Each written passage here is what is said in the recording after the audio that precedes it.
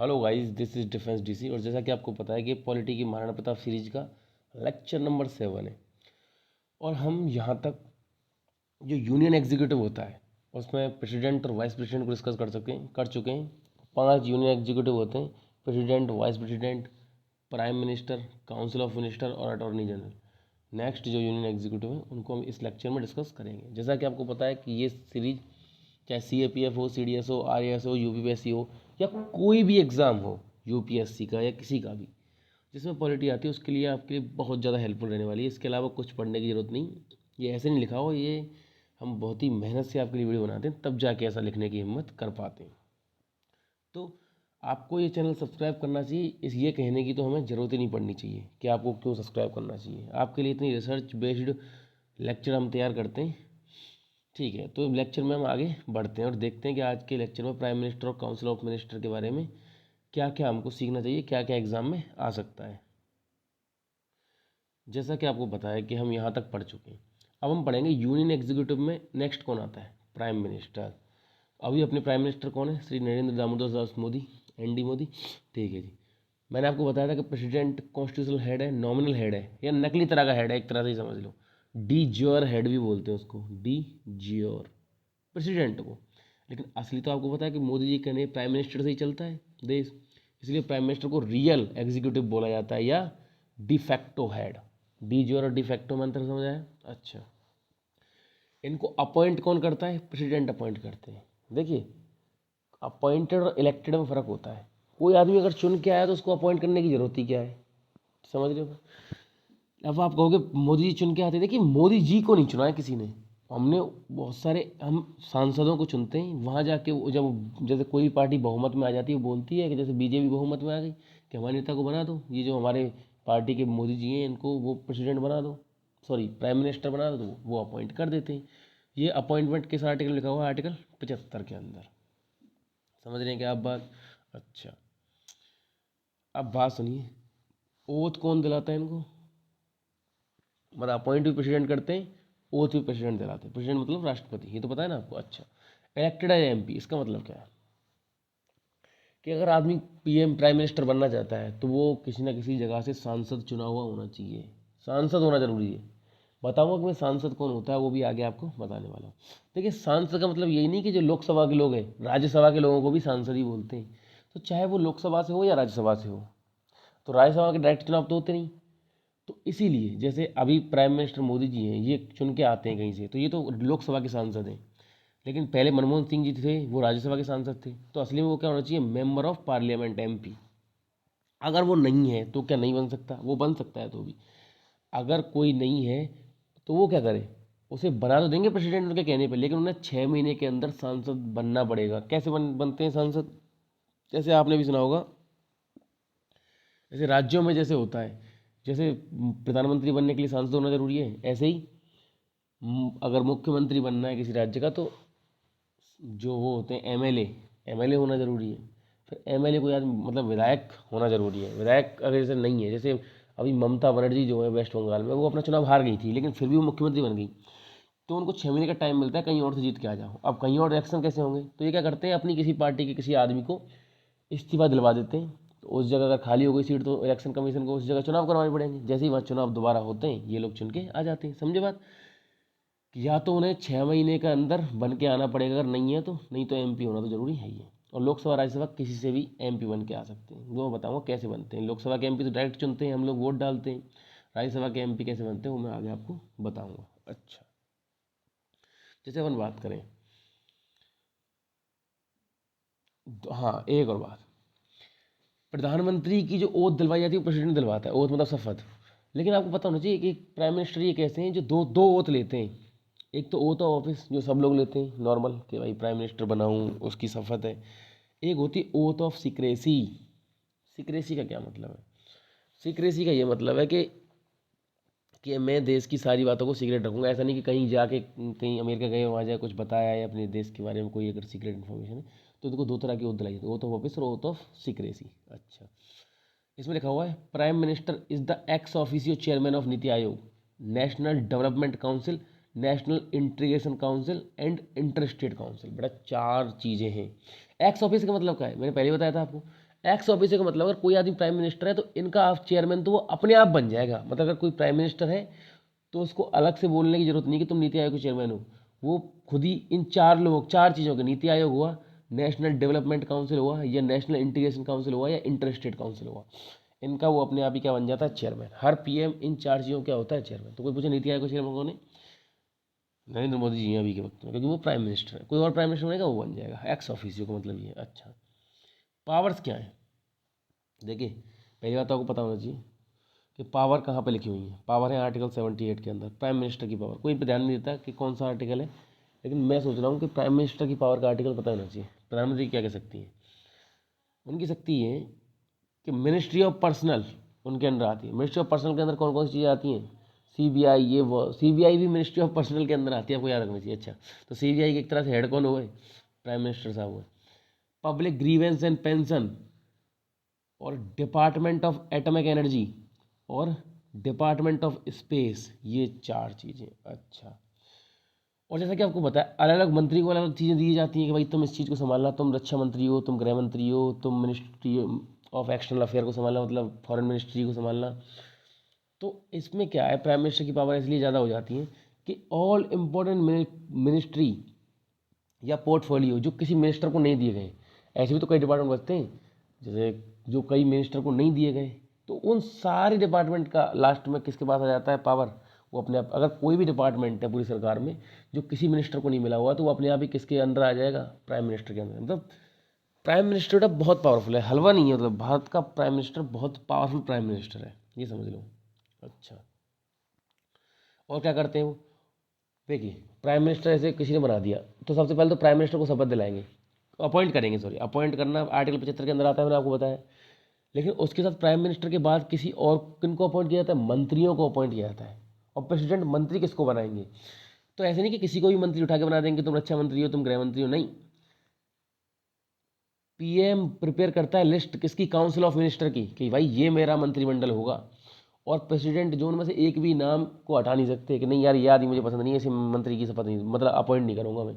जो prime minister ने बोल दिया वही। मैंने जैसा कि आपको प्रेसिडेंट जब पढ़ाया था तो बोल दिया था कि असली में प्रेसिडेंट सारे काम किसके एड एंड एडवाइस पे करता है, प्राइम मिनिस्टर और काउंसिल ऑफ मिनिस्टर, इन दोनों की एडवाइस पे। वो कैसे लिखा होता है आर्टिकल 74 के अंदर, बड़ा बहुत इंपॉर्टेंट आर्टिकल, कि प्रेसिडेंट सारे काम किसकी एड और एडवाइस के ऊपर करता है, प्राइम मिनिस्टर और काउंसिल ऑफ मिनिस्टर, जो मंत्रिमंडल या प्रधानमंत्री जो उनसे बोल देते हैं वही काम करते हैं। आर्टिकल 74 के अंदर ये। और मंत्रियों मंडल को और प्रधानमंत्री को अपॉइंट किस आर्टिकल के तहत किया जाता है, आर्टिकल 75।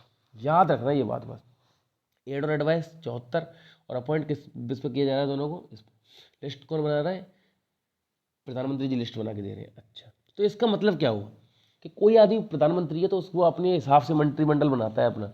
मोदी जी को जो अच्छे लगेंगे वो नाम डालेंगे कि इनको ये मंत्रालय देना है, इसको ये मंत्रालय देना है, उनको दे दिया जाएगा। तो बेटा इसीलिए एक क्वेश्चन उठता है कि गलती से अगर प्राइम मोदी जी रिजाइन कर देते हैं, इस्तीफा दे दिया, तो पूरा का पूरा मंत्रिमंडल बर्खास्त हो जाएगा उसी वक्त।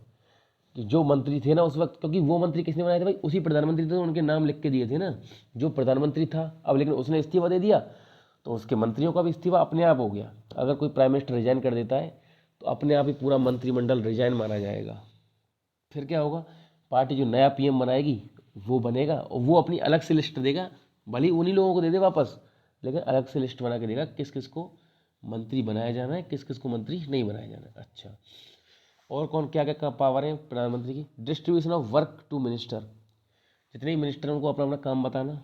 अच्छा, ये लिख रहा है ना, देखो मैंने इसलिए लिखा है, PM can bring about to collapse of the council of minister by resigning, कि प्रधानमंत्री रिजाइन करने से पूरे के पूरे काउंसिल ऑफ मिनिस्टर को कोलैप्स कर सकता है, जैसा कि मैंने आपको बता दिया। अच्छा, उनका कैन डिसमिस एनी मिनिस्टर, प्रधानमंत्री किसी मिनिस्टर को डिसमिस भी करवा सकते हैं प्रेसिडेंट से कह के, भाई उन्होंने लिस्ट दी थी, डिसमिस भी करवा सकते हैं। अच्छा, अगर काउंसिल ऑफ मिनिस्टर की मीटिंग हो रही है, मीटिंग ऑफ काउंसिल मिनिस्टर हो रही है, तो उसको प्रिसाइड करते हैं। प्रिसाइड मतलब बीच में चेयरमैन की तरह। जैसे अगर सब पूरा मंत्रिमंडल कहीं पे मीटिंग कर रहा है तो उसमें प्रिसाइड कौन करेगा उसे, मतलब बीच में कौन बैठेगा, इसकी बात, एक हेड होता है ना हर मीटिंग का, कोई ना कोई तो हेड रहेगा ही ना, तो प्रधानमंत्री बन जाते हैं। एक प्रधानमंत्री एक काम और करते हैं, लिंक है किसके बीच में, काउंसिल ऑफ मिनिस्टर और प्रेसिडेंट के बीच। प्रेसिडेंट ऐसे साहब जैसे पूछ रहे हैं कि भाई रक्षा मंत्रालय में क्या काम चल रहा है, तो अपने काउंसिल ऑफ मिनिस्टर में जाकर रक्षा मंत्री से पूछेंगे, पीएम साहब उनको बताएं। मतलब बीच में लिंक की तरह काम करते हैं प्रेसिडेंट के और मंत्रिमंडल के, प्रधानमंत्री जो। अच्छा, एडवाइजेज प्रेसिडेंट फॉर अपॉइंटमेंट। तो आपको पता ही है कि प्रेसिडेंट जिन जिन लोगों को अपॉइंट करता है, किसी को कैग बनाना है, मतलब कंट्रोलर ऑडिटर जनरल या यूपीएससी के चेयरमैन मेंबर, जिन जिन को प्रधानमंत्री मतलब राष्ट्रपति अपॉइंट करते हैं, किसके कहने पर अपॉइंट किया जाता है? प्रधानमंत्री के कहने पर। अच्छा, और हाँ, ये एडवाइस का मतलब ये नहीं कि सलाह देना कि भाई बस सलाह दे रहा हूँ, राष्ट्रपति की सलाह माननी पड़ती है। कहाँ लिखा हुआ है? आर्टिकल 74 बताया था कि प्रेसिडेंट के पास कोई खुद की पावर नहीं है, खुद की पावर बहुत लिमिटेड है, वो भी मैं आपको प्रेसिडेंट वाले लेक्चर में बता चुका हूँ। सारे काम उनको किसकी एडवाइस पर करने हैं? पीएम और काउंसिल ऑफ मिनिस्टर की ही एडवाइस पर से सारे काम करने हैं। अच्छा, अरे बात करें एडवाइजेज टू डिजॉल्व लोकसभा, अगर लोकसभा को भंग करवाना है उसे, जैसे चुनाव से पहले, तो बोल देगा वैसे लोकसभा को भंग कर दीजिए। अच्छा, leading role in making policy and budget, जो अपना बजट बनता है या कोई नीति बन रही है देश की, चाहे विदेश नीति हो, उसमें किसका रोल सबसे ज़्यादा होता है? देश के प्रधानमंत्री का सबसे ज़्यादा रोल। ठीक है, अच्छा, ये तो आपको सब आपको बेसिक चीज़ें बहुत ही पता होनी चाहिए वैसे भी। अच्छा, recommend president to declare emergency on war, armed rebellion और एक्सटर्नल एग्रेशन। देखिए वो जैसे प्रेसिडेंट इमरजेंसी लगाने का मैं आपको बता चुका हूँ, इमरजेंसी कौन लगाता है? प्रेसिडेंट लगाता है। लेकिन किसके कहने? प्रेसिडेंट खुद से तो कुछ कर ही नहीं सकते, उनको पीएम बोलते हैं कि इमरजेंसी लगा दो। किस किस चीज़ के लिए इमरजेंसी लगा मतलब किस किस चीज़ के लिए इमरजेंसी लगाई जा सकती है? वॉर हो गया, आर्म्ड रिवेलियन हो गया और एक्सटर्नल एग्रेशन हो गया। इसका मतलब समझिए, वॉर और एक्सटर्नल एग्रेशन तो मतलब बाहर से कुछ भी चीज़ है, वॉर भी बाहर के देश से ही होगा, और एक्सटर्नल आर्म्ड रिवेलियन होता है देश के अंदर अगर हथियारों से कोई किसी रिवेल कोई ग्रुप खड़ा हो गया और दंगे फसाद हो गए, उसे बोलते हैं आर्म्ड रिवेलियन। तो ये जैसे कि बताया आपको, आर्म रिवेलियन एक आंतरिक चीज़ है, इंटरनल मैटर है देश का। तो जब इसके तहत इमरजेंसी लगाई जाती है तो उस इमरजेंसी को बोला जाता है इंटरनल इमरजेंसी, और जो इन दोनों के तहत जो इमरजेंसी लगाई जाती है उसे बोला जाता है एक्सटर्नल इमरजेंसी। बेटा ये बात याद रखो, वॉर या एक्सटर्नल एग्रेशन की जगह। अच्छा, ये आर्म्ड रेवेलियन नाम का वर्ड जो है ये 44th कॉन्स्टिट्यूशन अमेंडमेंट से डाला गया था। 44th मोरारजी देसाई ने किया था। 44 कॉन्स्टिट्यूशन 1978 में डाला गया था ये सब। इससे पहले यहाँ पे क्या सब था? इससे पहले यहाँ सब था इंटरनल डिस्टर्बेंस। आर्म्ड रेवेलियन की जगह क्या था? Internal disturbance. अब बताइए, देखो मैं इसकी एक कहानी है। इंदिरा गांधी ने दोनों बार जो इमरजेंसी लगाई थी, मतलब दोनों बार क्या, एक बार जो उस वक्त इमरजेंसी लगाई थी जो 5 साल की थी लंबी, उस वक्त उन्होंने इसी हवाले बताया, क्योंकि पहले 44th कॉन्स्टिट्यूशन अमेंडमेंट तो मोरारजी देसाई ने किया था इंदिरा गांधी के बाद आके।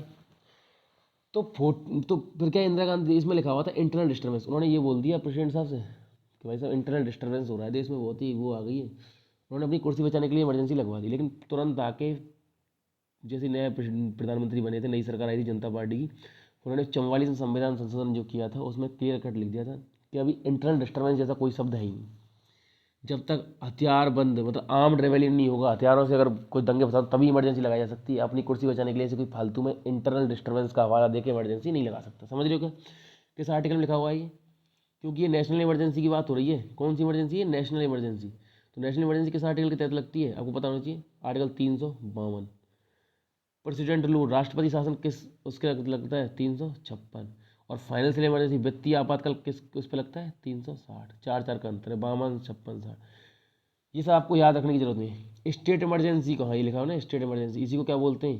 President rule. स्टेट में इमरजेंसी मतलब प्रेसिडेंट का शासन हो जाता है उस स्टेट में। ये सब हम इमरजेंसी का अलग से चैप्टर आएगा, उसमें डिटेल में पढ़ेंगे, भले लिखने की आपको कोई ज़रूरत है नहीं। अच्छा, और प्रधानमंत्री के पास और क्या क्या पावर है? Chief spokesperson of the government, government का सबसे बड़ा स्पोक पर्सन है। Play important role in foreign policy, ये तो मैं बता दिया कि देश की जो विदेश नीति है उसमें भी। और लीडर ऑफ द नेशन, कोई पूछा आपसे लीडर ऑफ द नेशन कौन होता है? तो leader of the nation prime minister को बोला जाता है, समझो, राष्ट्र का नेता। सबसे बड़ा नेता जो राष्ट्र का, उसको देश का प्राइम मिनिस्टर ही होता है। अच्छा, अब बात कर लेते हैं काउंसिल ऑफ मिनिस्टर की। आपको पता होना चाहिए, अपॉइंट चाहे पीएम को करना हो, चाहे पीएम की एडवाइस पे इन्हें अपॉइंट करना हो, अपॉइंटमेंट तो किस किस आर्टिकल के तहत ही हो रहा है? आर्टिकल 75। लेकिन पीएम और काउंसिल मिनिस्टर की जो एडवाइस है वो आर्टिकल 74। इसको बता बता के थक चुका हूँ मैं इतनी बार, ये आपके मेरे ख्याल से अब तो पता समझ आनी जानी चाहिए। अच्छा, council of minister is collectively responsible to Lok Sabha. अब एक बताइए भाई, मंत्री जो हमने जो चुन के भेजे लोग, वो लोकसभा में तो गए, वहीं से तो मंत्री बनाए जा रहे हैं, तो असली में लोकसभा के प्रति जिम्मेदार हैं। लोकसभा रिस्पॉन्सिबल का क्या मतलब? रिस्पॉन्सिबल मतलब ये है कि उन्हें अपने लोकसभा में मेजोरिटी मतलब बहुमत बनाए रखना होगा, तभी तक वो काउंसिल ऑफ मिनिस्टर कहलाएंगे।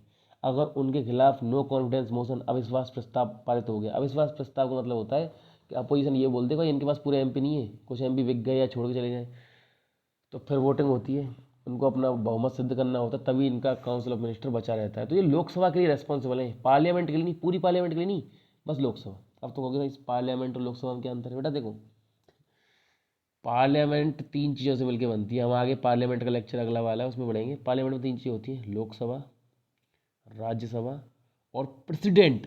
लोग ये सोचते हैं लोकसभा और राज्यसभा से पार्लियामेंट, नहीं, 3 चीज़ों से मिलके ही पार्लियामेंट बनती है। 2 चीज़ों से, कोई भी 2 चीज़ों से मिलकर पार्लियामेंट नहीं बनेगी। लोकसभा, राज्यसभा और प्रेसिडेंट। कोई बिल लोकसभा में गया, राज्यसभा में गया, प्रेसिडेंट उस पर साइन करेंगे तब बनेगा। राज्यसभा में गया, लोकसभा में गया, लास्ट में प्रेसिडेंट को ही साइन करना है। समझ रहे हो बात? अच्छा, अब देखिए होता क्या था 2003 से पहले कि लोग बहुत, मतलब अब देखो बहुत सारे सांसद लड़ते हैं, सबको मंत्री बनने का शौक है, तो फालतू में इतने सारे मंत्री बनाए दिए जाते थे, फिर उनके लिए उनके बहुत सारा खर्चा, ये वो, उनको कुछ ना कुछ योजना देनी पड़ती थी। तो अटल बिहारी वाजपेयी जी ने 19 फर्स्ट कॉन्स्टिट्यूशन अमेंडमेंट, मतलब 91वां संविधान संशोधन 2003 में लाके क्या कर दिया, फिक्स कर दिया कि total number of council of minister, मतलब पीएम को लेके टोटल नंबर ऑफ मंत्री कितने हो सकते हैं, 15% हो सकते हैं total strength of Lok Sabha. Lok Sabha की स्ट्रेंथ कितनी टोटल, बताया आपको लोकसभा की स्ट्रेंथ कितनी है? लोकसभा की स्ट्रेंथ है भाई साहब, जैसे अभी के वक्त 543 स्ट्रेंथ है, तो 15% का मतलब कुल मिला के 82 मिनिस्टर ही बनाए जा सकते हैं। लिमिट फिक्स कर दी कि 15% ही क्या हो सकते हैं, मिनिस्टर। अच्छा, इसमें आपको बताइए council of minister should be, ये तो पता ही है कि भाई कोई आदमी मंत्री तभी तो बनेगा जब वो एमपी होगा, सांसद होगा, तभी तो उसे मंत्री बनाएंगे ना, चाहे प्रधानमंत्री हो चाहे काउंसिल ऑफ मिनिस्टर के अंदर का मंत्री हो। और नहीं है तो आपको बताइए, पता है ना आपको? अच्छा, अभी हम काउंसिल ऑफ मिनिस्टर के बारे में पढ़ रहे हैं। अच्छा, ये मैंने आर्टिकल 74 आपको कई बार बता चुका हूँ एडवाइस देने के लिए। आर्टिकल 74 में क्या लिखा हुआ है? Aim of council of minister and PM, कि पीएम और काउंसिल ऑफ मिनिस्टर का क्या काम है? Is to advise president in his function. President को क्या करना है? एडवाइस, कोई भी काम करवाना उससे। अच्छा, ठीक है। तो बात करें, जैसे आप कह रहे हो काउंसिल ऑफ मिनिस्टर कैबिनेट, ये होता क्या है? इसके अंदर बता दूँ कौन कौन लोग आते हैं, देखिए बता दो। काउंसिल ऑफ मिनिस्टर को कैबिनेट भी बोलते हैं कुछ लोग, देखिए समझिए। काउंसिल ऑफ मिनिस्टर के अंदर 3 लोग आ सकते हैं। एक तो सीधे होते हैं कैबिनेट मिनिस्टर। कैबिनेट मिनिस्टर किनको बोलते हैं? जो बड़े मंत्री होते हैं, जिनके पास इंडिपेंडेंट चार्ज होता है अपनी मिनिस्ट्री का, रक्षा मंत्रालय हुआ, ऐसा हुआ, ठीक है। फिर कुछ छोटी मिनिस्ट्री होती हैं, उनको बोल जाए स्टेट मिनिस्टर या मिनिस्ट्री ऑफ स्टेट या मिनिस्टर ऑफ स्टेट। भाई उस मिनिस्ट्री को क्या बोलेंगे? Ministry of state. स्टेट का मतलब कोई राज्य मत समझना, तो आपको बता चुका हूँ, तो आपको समझ आ गया स्टेट देश को ही बोलते हैं। अच्छा, एक तरह से जूनियर लोग होते हैं, तो इनके मुकाबले जूनियर है। अच्छा, कैबिनेट मिनिस्टर समझ आएगी आपके कि काउंसिल ऑफ मिनिस्टर के अंदर क्या क्या आते हैं? कैबिनेट मिनिस्टर आते हैं जो बहुत इंपॉर्टेंट लोग होते हैं, मतलब इंपॉर्टेंट मिनिस्ट्री को संभालने वाले लोग, जैसे रक्षा मंत्रालय हुआ या गृह मंत्रालय हुआ। अच्छा, मिनिस्ट्री ऑफ स्टेट को संभालने वाले लोग स्टेट मिनिस्टर होते हैं। मिनिस्ट्री ऑफ स्टेट क्या होता है? किसी स्टेट की मिनिस्ट्री नहीं है इसका मतलब है कोई छोटी मिनिस्ट्री। जैसे मिनिस्ट्री ऑफ स्पोर्ट्स है, इसका किरेन रिजिजू ने संभाला हुआ, तो मिनिस्ट्री ऑफ स्टेट के अंदर आ रहे हैं वो। अच्छा, ठीक है।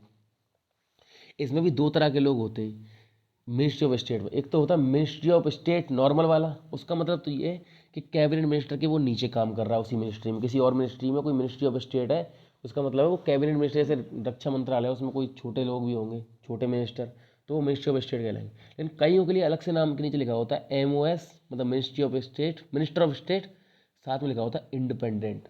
ऐसे कुछ मिनिस्ट्री ऐसी छोटी हैं, उनका इंडिपेंडेंट चार्ज किसी मिनिस्टर को दे देते हैं, वो किसी के अंडर काम नहीं कर रहे। तो स्टेट मिनिस्टर भी 2 तरह के हो गए, MOS और MOS इंडिपेंडेंट। अच्छा, और तीसरे होते हैं डिप्टी मिनिस्टर। अब इनका मतलब क्या? देखो सबको मिनिस्टर बनना है, मैंने बताया ना, सबका मन रखना है, तो एक डिप्टी मिनिस्टर बना दिया है। डिप्टी मिनिस्टर एक जूनियर मिनिस्टर है, लिखा हुआ है इसमें, कोई भी इंडिपेंडेंट चार्ज उनका नहीं है। फिर करते क्या है, ये वही नीचे काम करते हैं, जैसे कोई बड़े मंत्रालय में कि बड़े मंत्री के नीचे छोटे, ये वो नए नए MP होते हैं जो कम उम्र के होते हैं, इनको अभी सीखना है कि भाई सीखो पहले मंत्रालय में किस किस तरह का काम होता है, बाद में जाके तुमको बना दिया जाएगा। समझ लो बात को? अच्छा, फिर भी चीज़ होती है। अब अगर कोई कैबिनेट मिनिस्टर है, अब देखिए काउंसिल ऑफ मिनिस्टर की मिनिस्ट्री की बहुत, मतलब काउंसिल ऑफ मिनिस्टर की, मतलब जो मंत्रिमंडल है अपना, उसकी बहुत सारी मीटिंग्स होती हैं। तो कैबिनेट मिनिस्टर तो उसमें बिना बुलाए जा सकते हैं, मतलब वो तो जब मर्जी जा किसी भी मीटिंग को अटेंड कर सकते हैं, बेसिकली उनके ऊपर पूरा हक है उन्हें किसी भी मीटिंग को अटेंड करने का। अगर काउंसिल ऑफ मिनिस्टर की अलग से मीटिंग हो रही है, बेटा पार्लियामेंट की मीटिंग मत समझना, काउंसिल ऑफ मिनिस्टर क्या होता है? मंत्रिमंडल, जो जो मंत्री बने उनका एक ग्रुप, और उनकी कोई मीटिंग हो रही है तो कैबिनेट मिनिस्टर तो कभी भी जा सकते हैं। अच्छा, स्टेट मिनिस्टर कब जा सकते हैं? स्टेट मिनिस्टर केवल तभी जा सकते हैं जब उनकी मिनिस्ट्री का काम होगा स्पेशल, या स्पेशल इनविटेशन उनको मिलेगा। और डिप्टी मिनिस्टर का तो ये है कि जाने की कोई ज़रूरत है ही नहीं, अगर कोई बुलाएंगे तो अलग से बुला लेंगे। अच्छा, समझ रहे हो क्या बात? अब आपको बता दूं कैबिनेट क्या है। ओनली कैबिनेट मिनिस्टर, देखिए एक शब्द है कैबिनेट। तो कैबिनेट जो है ना, ये अपने संविधान में कहीं भी लिखा नहीं हुआ, ये हमने खुद बनाया है। क्या अभी तक कहीं नहीं, शुरू में कहीं लिखा हुआ था। ये कैबिनेट वर्ड कब जाके डाला गया था? जब मैं आपको बता रहा था ना कि 44वें संविधान संशोधन में इमरजेंसी के लिए वो आर्म्ड रेबेलियन वाला शब्द डाला था, ये कि इमरजेंसी इंटरनेट डिस्टर्बेंस की जगह आर्म्ड रेबेलियन पे ही लग सकती है। तो यहाँ पे ये और डाला था कि इमरजेंसी अकेले पीएम के कहने पर नहीं लगेगी, पूरे के पूरे कैबिनेट का। उन्होंने ये लिख दिया था काउंसिल ऑफ मिनिस्टर की जगह। कैबिनेट जब तक साइन नहीं करके देगा ना पूरा, मतलब कैबिनेट जब तक पास नहीं करेगा, कैबिनेट के रिटर्न ऑर्डर पे ही लगेगी, अकेले प्रधानमंत्री नहीं लगवा सकता। तब जाके ये वर्ड कैबिनेट यहाँ पे डाला गया था, ऐसे कोई पूछे तो आपसे। अच्छा, फिर ऐसे कई सारी चीज़ें होती हैं, जैसे आपको मैं कई चीज़ें बताऊँ, जैसे आपने देखी prime minister, council of minister के बारे में बहुत सारी चीज़ें आपको मैंने बता दी हैं। अच्छा, लेकिन कई सारी चीज़ें जैसे, हाँ, कैबिनेट अब बहुत बड़ा है भाई। मैंने बताया आपको पूरे 82 मिनिस्टर बन सकते हैं। 82 लोग तो बहुत ज़्यादा हो गए। अब कोई छोटा काम करना है तो 82 लोग भाषण नहीं फैलाएंगे क्या बहुत ज़्यादा? तो कैब देखो, पार्लियामेंट बहुत बड़ी है, उसमें लोकसभा है, लोकसभा बहुत बड़ी है, 543 मेंबर है, उनमें से कुछ लोग मिनिस्टर बनाए गए। कितने बन सकते हैं? 15%, काउंसिल ऑफ मिनिस्टर हो गया। लेकिन कोई स्पेशल काम है तो वो स्पेशल लोगों को करना है, उसमें इतने सारे लोगों की क्या जरूरत है? भाषण नहीं फैलाएंगे क्या वो? इसलिए कैबिनेट कमेटी बनाई जाती है। क्या बनाई जाती है? कैबिनेट कमेटी, जिससे उस चीज़ को आराम से सॉल्व किया जा सके। जैसे अलग अलग तरह की कमेटी, जैसे एक आप जैसे जैसे यूपीएससी के मेंबर अपॉइंट करने या कुछ, मैंने बोला आपको कि काउंसिल ऑफ मिनिस्ट्री तो एडवाइस करता है प्रेसिडेंट को कि इस आदमी को बनाओ, इसको मत बनाओ। उसके लिए भी एक अलग से कमेटी होती है, इसका नाम क्या होता है? अभी एक बहुत सारी कमेटी हैं, जो दो चार, आपको दो चार कमेटी जिनके बारे में पता होना चाहिए, वो मैं आपको बता दे रहा हूँ। देखो, जैसे एक तो अपॉइंटमेंट कमेटी होती है कैबिनेट की, ठीक है, उसके हेड कौन होते हैं? प्राइम मिनिस्टर, उसको चेयरमैन होते हैं उसके। Cabinet committee on economic affairs, CCE, ये कोई भी अगर काम करना है, cabinet committee of economic affairs इसलिए जरूरी है, जैसे कोई अचानक से पैसे वैसे की जरूरत पड़ गई अचानक से, तो पहले ये डिसाइड करेंगे ना कितना पैसा चाहिए, तो उसको डिसाइड करने के लिए उसको भी हेड कौन करता है? PM. Cabinet committee on security, इसको भी पीएम ही हेड करते हैं। लेकिन एक है, इसको याद रखना है आपको, cabinet committee on parliamentary affairs, कि पार्लियामेंट्री अफेयर की जो कैबिनेट कमेटी, उसको होम मिनिस्टर, गृह मंत्री जो है, जैसे अमित शाह जी हैं इस वक्त, वो हेड करते हैं। देखिए सब ज़्यादातर कैबिनेट कमेटी के जो हेड होता है चेयरमैन, वो प्राइम मिनिस्टर ही बन जाते हैं। लेकिन एक है पार्लियामेंट्री अफेयर, इसके कौन होते हैं हेड? Home minister. ये आपको याद रख लो, क्योंकि ऐसी चीज़ें पूछी जाती हैं जो अलग होती है। समझ में आई बात? कैबिनेट के अंदर से भी छोटी छोटी कमेटी बना दी है अलग अलग काम को। जैसे कैबिनेट अपॉइंटमेंट कमेटी का मतलब क्या है? कोई किसकी अपॉइंटमेंट कहाँ होनी ये डिसाइड करना, तो उसके लिए एक छोटी कमेटी बना दी, इतने लोग क्या डिसाइड करेंगे? उसको पीएम ऐड कर लेंगे, 5-7 लोगों की। अच्छा, फिर ये बना दी cabinet committee, economic affairs, parliamentary affairs, security. समझ रहे हो ना आप? अच्छा, वैसे आपको मैं एक चीज़ और बता दूं इसके बारे में, एक सेकंड। हाँ,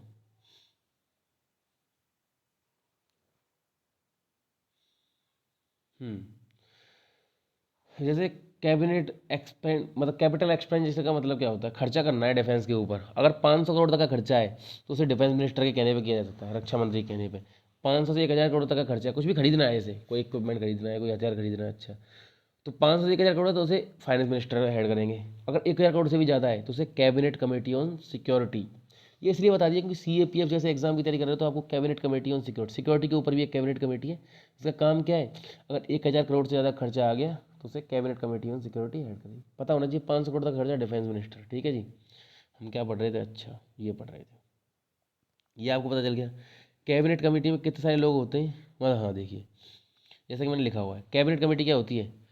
एक्स्ट्रा कॉन्स्टिट्यूशनल बॉडी है। क्या लिखा हुआ है इसमें? देखिए इसमें लिखा हुआ है कैबिनेट कमेटी का एक्स्ट्रा कॉन्स्टिट्यूशनल बॉडी है। एक्स्ट्रा कॉन्स्टिट्यूशनल मतलब क्या है? एक्स्ट्रा कॉन्स्टिट्यूशनल उन चीज़ों को बोला है जिनके बारे में कॉन्स्टिट्यूशन में कहीं लिखा है। कॉन्स्टिट्यूशन में मतलब अपनी संविधान जो, उसमें कहीं भी नहीं लिखा है कि कुछ तुम कैबिनेट कमेटी बनाओ। लेकिन ये सब हमने चालू कर दिया है ऐसे करके कि भाई ये जल्दी जल्दी काम हो जाए। तो यूजुअली एक्स्ट्रा कॉन्स्टिट्यूशन का मतलब क्या होता है? यही होता है कि वो संविधान में लिखा है, हम उसे कर रहे हैं। अच्छा, इसको ज़्यादातर कमेटी को हेड कौन करते हैं? पीएम। अभी मैंने दिखाया सारी कमेटी किसके अंदर थी, चाहे सिक्योरिटी कमेटी हो, प्राइम मिनिस्टर के अंदर आती है।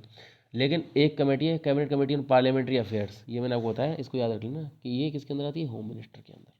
6 से 8 लोग उसमें होते हैं। समझ रहे हो क्या बात? अच्छा, जैसे अब अगर बात करें कुछ चीज़, जैसे अंग्रेज थे पुराने, कुछ अंग्रेज जैसे जब ब्रिटिश शासन था, उन्होंने प्राइम मिनिस्टर के पास ऐसे बहुत सारी पावर होती है, तो उन्होंने प्राइम मिनिस्टर को अलग अलग नाम से बुलाया है। अब ये क्वेश्चन आ सकता है कि प्राइम मिनिस्टर को इंटरस्टेलर लूना माइनरस, ये लैटिन वर्ड है, इनका मुझे मतलब पता नहीं भाई, ये किसने बोला है? तो ये कोई हरकोर्ट नाम का कोई अंग्रेज था, उसने बोला है इंटरस्टेलर लूना माइनरस। इसको बेटा याद रख लेना। मुनरो नाम का कोई अंग्रेज था जिसने क्या बोला था, captain of the ship of the state, कि राज्य की जो शिप है उसका कैप्टन होता है पीएम। ये पीएम के लिए उन्होंने ऐसी उपाधि दी थी, अलग अलग अपने नाम, मतलब अलग अलग शब्द दिए थे। कोई रैम से मोयर नाम का कोई अंग्रेज था, उसने बोला था steersman of the steering wheel of ship, जो शिप का जो स्टीयरिंग व्हील है स्टेट की जो शिप का, उसका उस व्हील को चलाने वाला स्टीयर्समैन वो होता है जो उसको चलाता है, व्हील होता है ना शिप का मोड़ने के लिए। अच्छा, लॉर्ड मॉर्ले, एक तो इनको लॉर्ड क्यों बोल रहा हूँ मैं,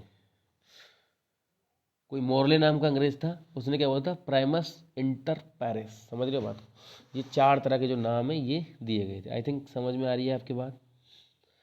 बेटा ये जो चीज़ें मैं जल्दी जल्दी बताता जा रहा हूँ, लेकिन सारी की सारी चीज़ें बहुत इंपॉर्टेंट है। जैसे आपको याद रखना है, इसको कैसे याद रखते हो?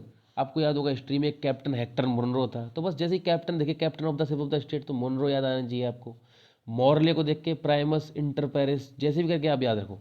हारकोर्ट को इंटरस्टेलर लूना माइनस, और रैम से मुइर को स्टीयर्समैन ऑफ द, समझ रहे हो बात? कैसे भी करके याद रखो। अच्छा, और कुछ बढ़ा है क्या? जैसे आपको बताऊँ कि भाई काउंसिल ऑफ मिनिस्ट्री क्या है, हाईएस्ट डिसीजन मेकिंग बॉडी। भाई साहब मंत्री हैं वो जो फैसला कर देंगे और बस वही होगा देश में, तो हाईएस्ट डिसीजन मेकिंग बॉडी है ये आपको पता होना चाहिए। अच्छा, एक होता है एक्टेड प्राइम मिनिस्टर, का मतलब क्या होगा? इसका मतलब है, थोड़ा देखिए, मैंने लिखा है गुलजारी लाल नंदा ऐसे ऐसे आदमी जो 2 बार एक्टेड प्रेसिडेंट बन चुके हैं। एक्टेड प्रेसिडेंट का मतलब है जब किसी कारणवश प्रधानमंत्री बीमार हो जाए या अपहरण हो जाए या उनकी डेथ हो जाए, इस वजह से तुरंत की तुरंत अगर सरकार को ऐसे किसी प्राइम मिनिस्टर की जरूरत है, तो कुछ समय के लिए, जब तक नया प्राइम मिनिस्टर डिसाइड नहीं हो रहा, तब तक उनको बना दिया है। तो कई लोग हैं जो एक्टिव प्राइम मिनिस्टर बन चुके हैं। जैसे सबसे कम टाइम के लिए कौन बचा है? अटल बिहारी वाजपेयी, 13 दिन के लिए एक्टिव प्रेसिडेंट बन चुके हैं एक बार, तो बस 13 दिन। अच्छा, तो एक गुलजारी नंदा लाल नंदा ऐसे आदमी हैं जो 2 बार एक्टिव प्रेसिडेंट बने। एक तो जवाहरलाल नेहरू के बाद बन गए थे, जब उनकी डेथ हो गई जवाहरलाल नेहरू की। अच्छा, फिर उसके बाद जो ये बन गए थे, फिर एक नए प्रेसिडेंट आ गए अपने, वो प्रेसिडेंट, उनका नाम था लाल बहादुर शास्त्री, जिनकी ताशकंद, उज्बेकिस्तान की राजधानी ना ताशकंद, उनमें डेथ हो गई थी। इसके ऊपर एक मूवी बनी है ताशकंद फाइल्स, आपने देखी हो तो।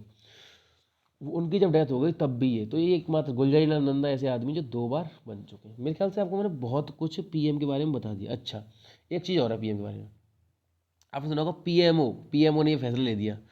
पीएमओ मतलब क्या है? पीएमओ प्रधानमंत्री का एक ऑफिस है। अब इसमें मंत्री नहीं बैठते, केवल प्राइम मिनिस्टर होते हैं, और उनका क्या होता है, स्टाफ होता है, staff to assist PM, PM को असिस्ट करने के लिए सारा फाइल का वर्क या कुछ भी। पहले इसका नाम वैसे अभी तो पीएमओ प्राइम मिनिस्टर्स ऑफिस है इसका नाम, लेकिन पहले इसका ये नाम नहीं था। पहले इसका नाम होता था प्राइम मिनिस्टर सेक्रेटरीट। तो भाई प्राइम मिनिस्टर सेक्रेटरीट बोलते हैं ऑफिस को, कि प्राइम मिनिस्टर की ऑफिस है ये भी एक्स्ट्रा कॉन्स्टिट्यूशनल बॉडी है। समझ रहे हो?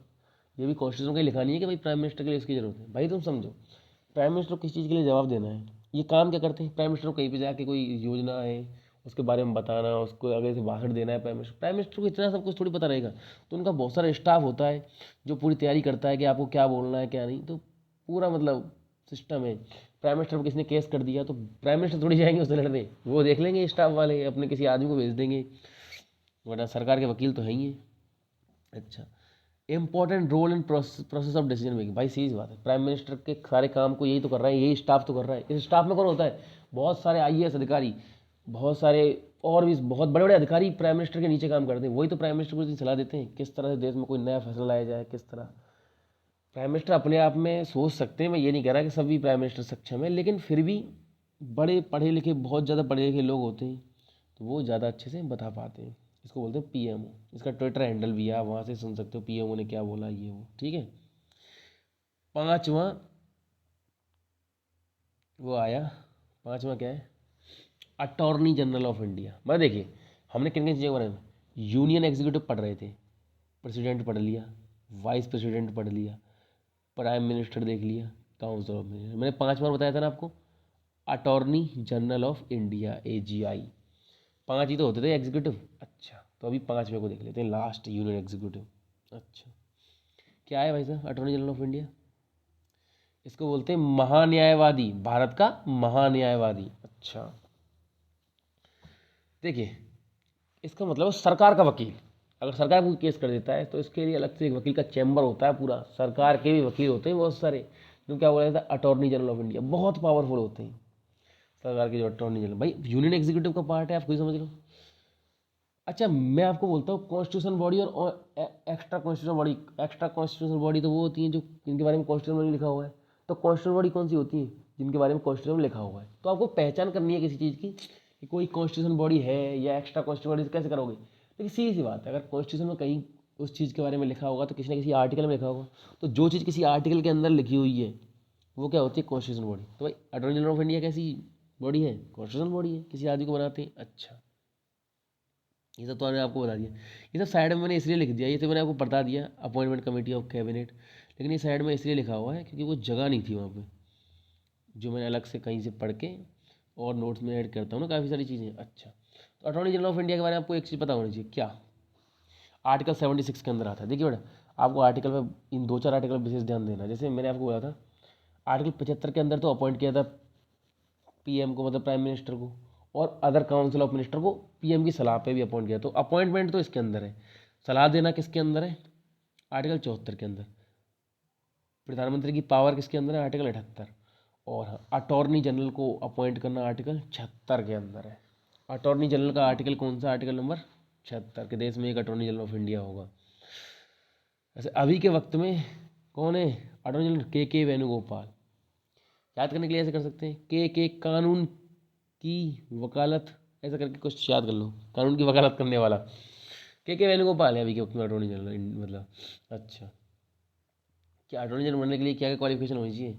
देखिए ये क्वालिफिकेशन होनी चाहिए, मैं बताऊँ। 5 ईयर मतलब 5 साल का तो हाई कोर्ट जज, या तो 5 साल हाई कोर्ट जज रह चुका हो, या 10 साल किसी हाई कोर्ट में क्या है एडवोकेट मतलब वकील की तरह काम कर रखा हो किसी भी हाई कोर्ट में इंडिया के में, या कोई एमिनेंट ज्यूरिस्ट हो किसकी नज़र में? प्रेसिडेंट की नज़र में। देखिए मैं तीनों बताता हूँ, या तो हाई कोर्ट का जज रह चुका हो 5 साल के लिए, या 10 साल के लिए, सॉरी 5 साल के लिए हाई कोर्ट का जज रह चुका हो, या 10 साल के लिए हाई कोर्ट का एडवोकेट रह चुका हो, या एमिनेंट ज्यूरिस्ट का मतलब बताया था आपको बेटा, ये या बोल रहा हूँ मैं, इनमें से कोई एक भी क्वालिफिकेशन होगी तो उसको बनाया जा सकता है। एमिनेंट ज्यूरिस्ट का मतलब क्या है कि प्रेसिडेंट की सलाह नज़र में अगर वो आदमी लग रहा है कि कानून की इसको बहुत समझ है, चाहे उसने उसके पास ये क्वालिफिकेशन हो या नहीं हो, प्रेसिडेंट को अगर लगता है तो उसे बना सकते हैं। अब प्रेसिडेंट को लगने से अब तक तो आपको मतलब समझ आ ही गया होगा कि प्रधानमंत्री को अगर लग रहा है किसी आदमी को बनाना है तो आराम से बना सकते हैं।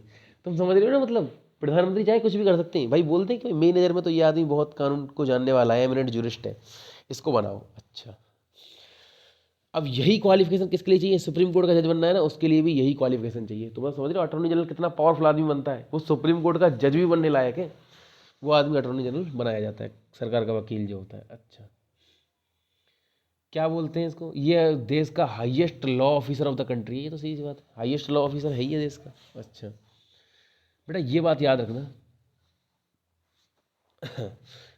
इनको, इनके नीचे 2 सॉलिसिटर, एक तो सॉलिसिटर जनरल और एक एडिशनल सॉलिसिटर जनरल काम करते हैं। सॉलिसिटर जनरल भी वकील का ही एक पद है, जैसे अटॉर्नी जनरल है ना, एक छोटा वकील समझ लो, इनको असिस्ट करने के लिए होते हैं 2 सॉलिसिटर जनरल और एडिशनल सॉलिसिटर जनरल। तो कुल मिला के 2 सॉलिसिटर जनरल इनके नीचे काम करते हैं, पता होना चाहिए आपको। अच्छा, इसके बारे में अगर बात करें अटॉर्नी जनरल के बारे में, सीधी बात है, अपॉइंट प्रेसिडेंट करेगा तो रेजिग्नेशन किसको देते हैं? प्रेसिडेंट को।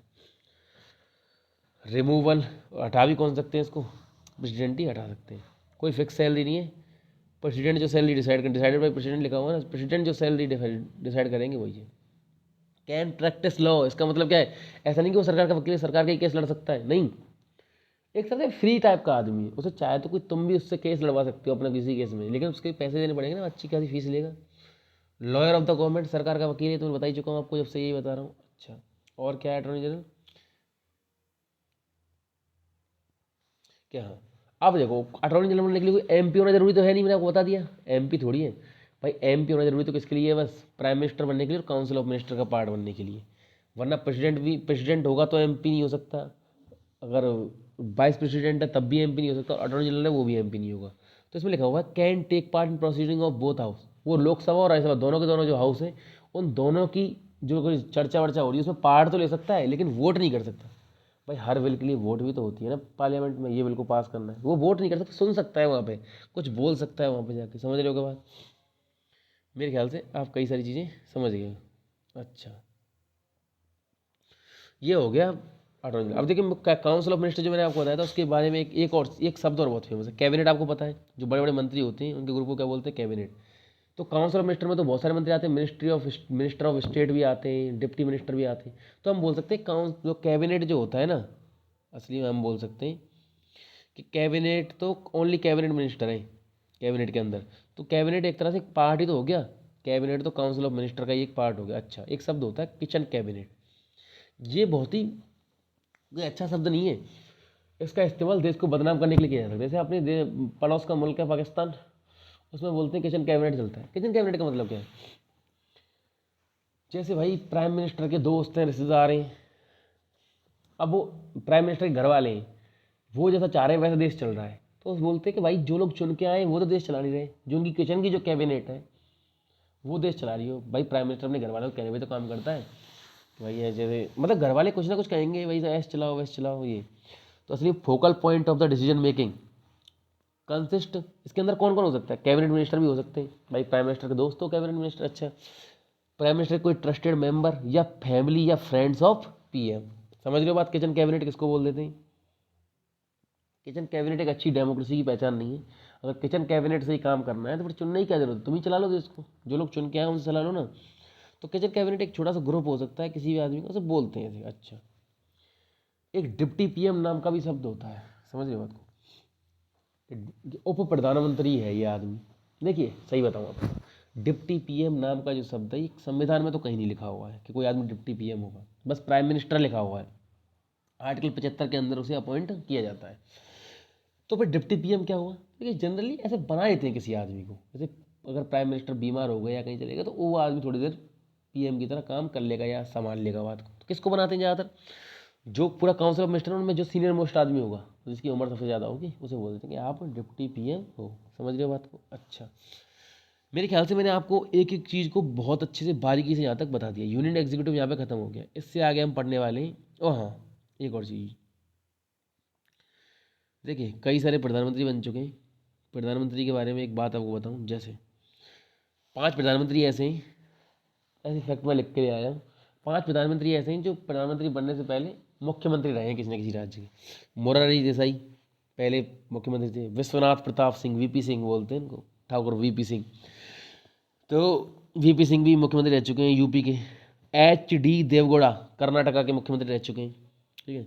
और अटल बिहारी वाजपेयी जी का नाम तो कौन नहीं जानता, वो भी पहले मुख्यमंत्री थे, अटल बिहारी वाजपेयी, तब फिर बाद में पीएम बने। मतलब ये ऐसे हैं। और